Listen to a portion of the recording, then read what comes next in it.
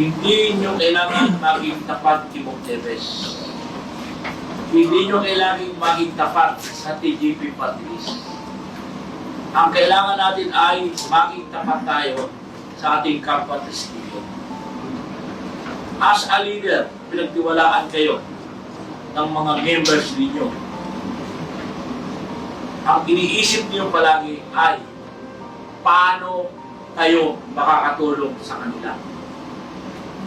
Dahil yun din ang dahilan kung bakit pinagtiwalaan kayong maging leader nila, maging leader ng ating testigo.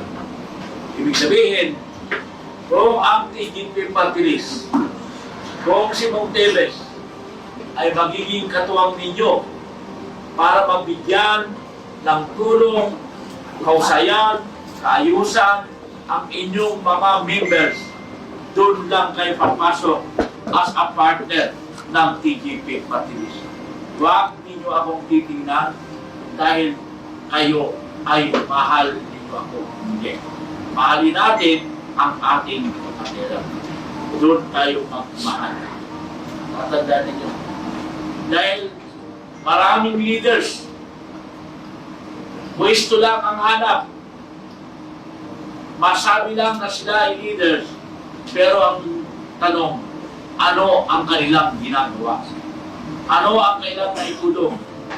Panahon ng pandemic, panahon ng bagyo, ano ba ang kalabidad?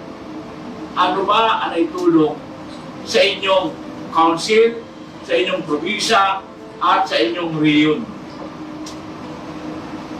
Baka pag binisita pa kayo, kayo pa nagpakain. Titingnan natin. Sabi nga nila, ayaw namin sa TGP party list. Ayaw namin sa politiko. Ang tanong, sino ba ang hiningi nila ng tulong pag meron silang mga activities?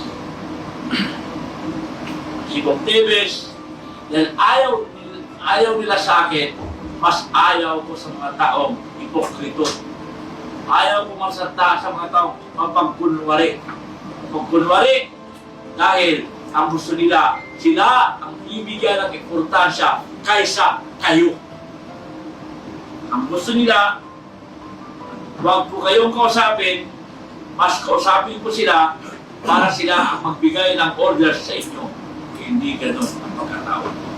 Ayaw ko ng ganun. Dahil inuulit ko palagi sa inyo, brothers.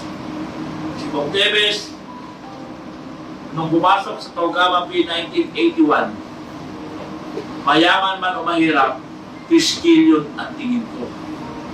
Si Montevez, nung maging successful na negosyante, walang mayaman at mahirap, pantay-pantay rin ang tingin ko. Nung si Montevez, maging politicians, sa loob ng 22 years, ang tingin ko, politiko man o hindi, basta piskil ay mahal ko. Hindi ako nagsamantala. Hindi ko pinagyabang ang aking posisyon.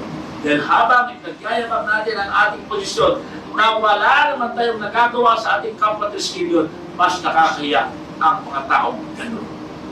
Kayo ay pinagtiwalaan, magsasama-sama tayo sa katama. Kaya mga